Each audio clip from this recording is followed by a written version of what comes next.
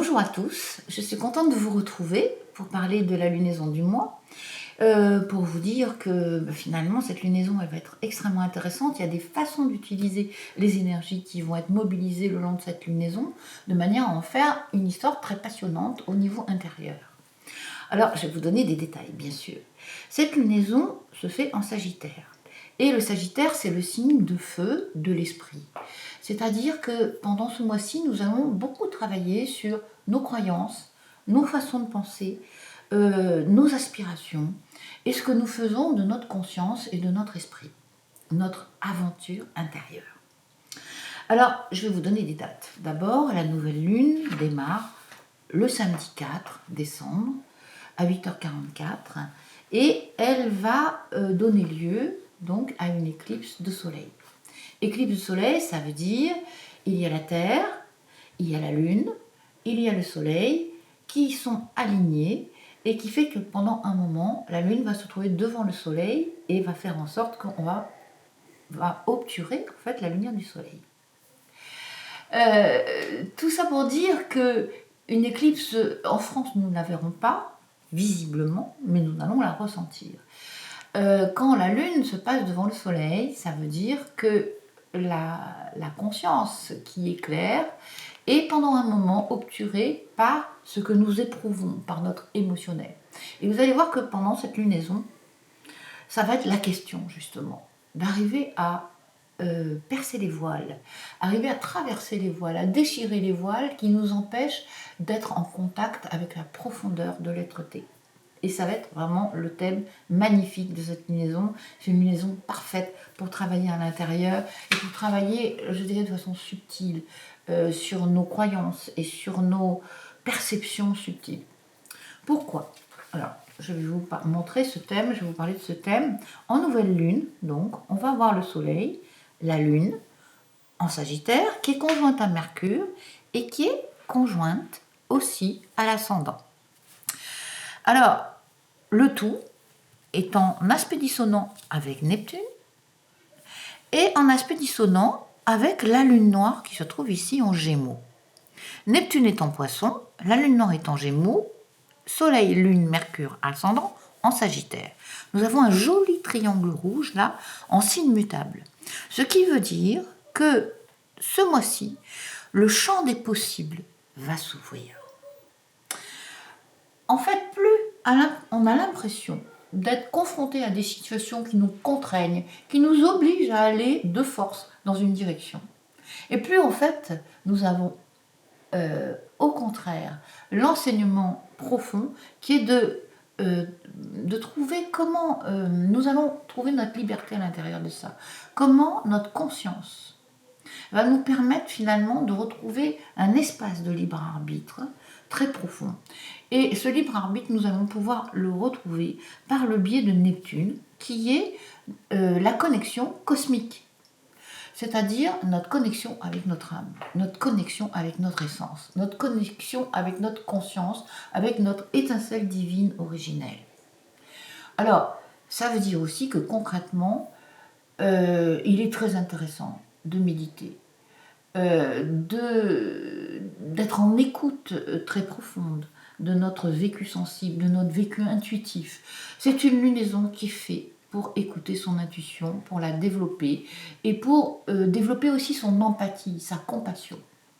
Alors, Dieu sait si Neptune est une planète qui à la fois ouvre à cette espèce de nostalgie de la communion universelle, de ensemble nous sommes tous de la même essence et ensemble nous sommes tous embarqués dans le même navire, mais en même temps sur un plan terrestre c'est compliqué d'être aussi mêlés les uns aux autres, en tout cas émotionnellement, puisque Neptune nous parle de notre communion émotionnelle, de l'amour transpersonnel, de l'amour inconditionnel divin.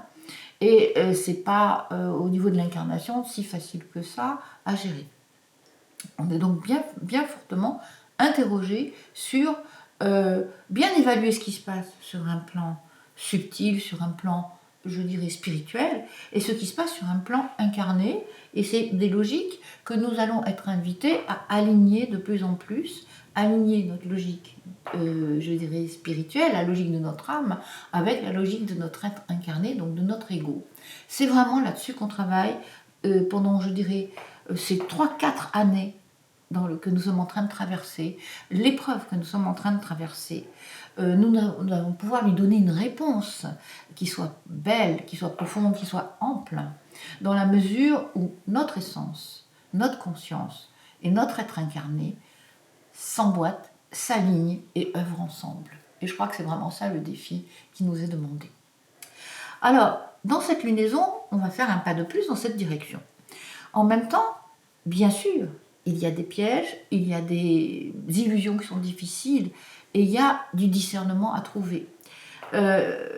Jupiter, qui est le maître du Sagittaire, se retrouve en carré avec Mars. Jupiter est en Verseau, ça veut dire qu'il y a encore beaucoup de joutes au niveau égotique, beaucoup de joutes qui vont s'appuyer sur l'apparence, qui vont s'appuyer sur la représentation, qui vont s'appuyer sur ce que les gens pensent les uns des autres.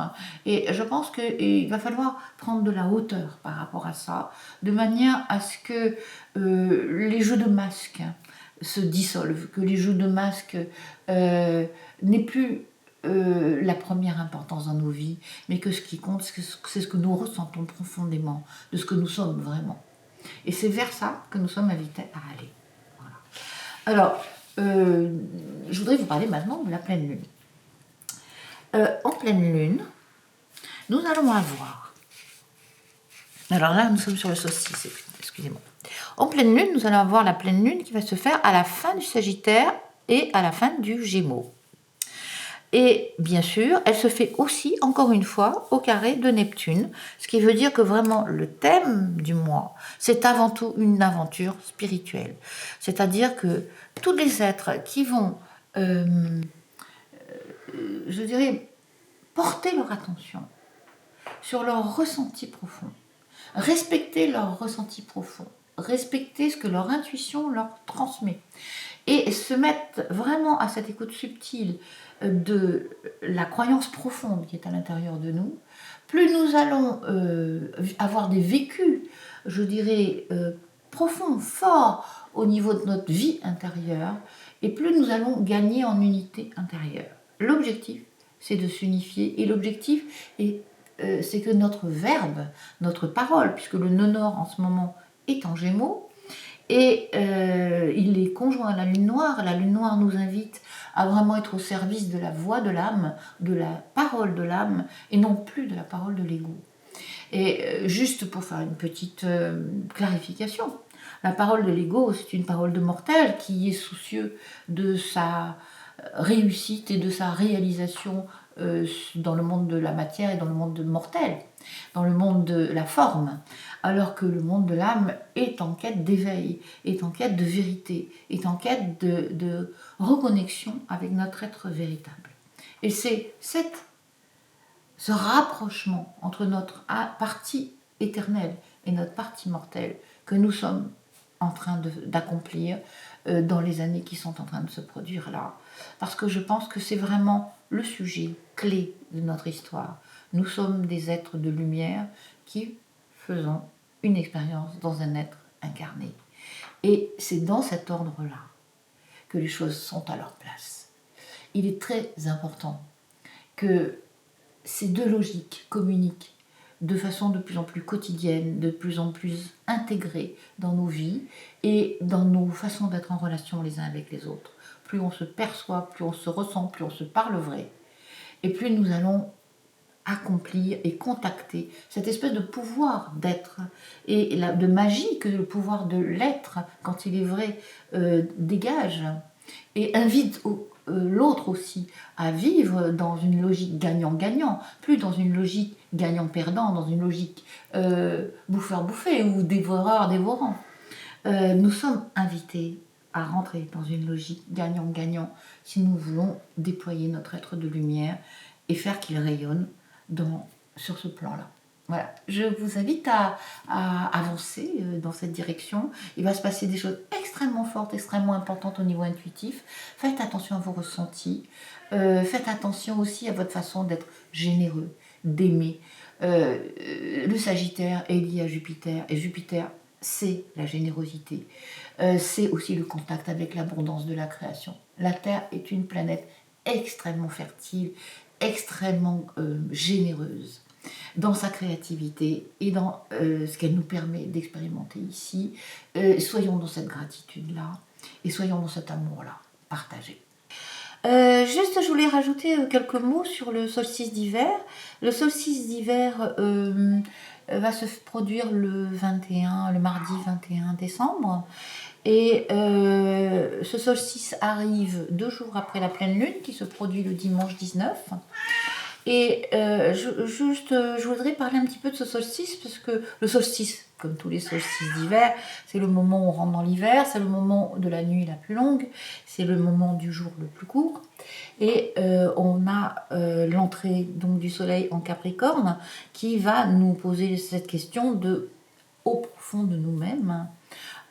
Comment nous nous mettons en contact avec nos ressources les plus invisibles et les plus structurelles, et les ressources qui sont enfouies aussi dans notre passé, dans toutes les formes que nous avons pu expérimenter. Voilà, donc je voulais parler de ce solstice.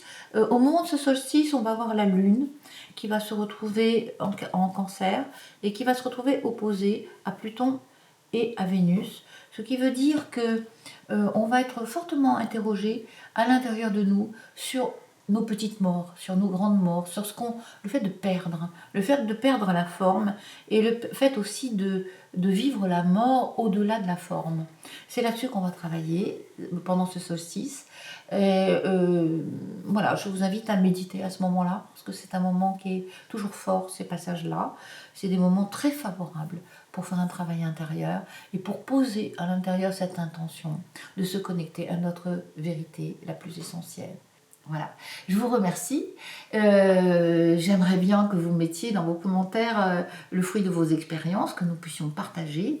Merci de laisser des commentaires. Merci de liker si cette vidéo vous inspire. Bonne chance dans vos aventures ce mois-ci. À très bientôt.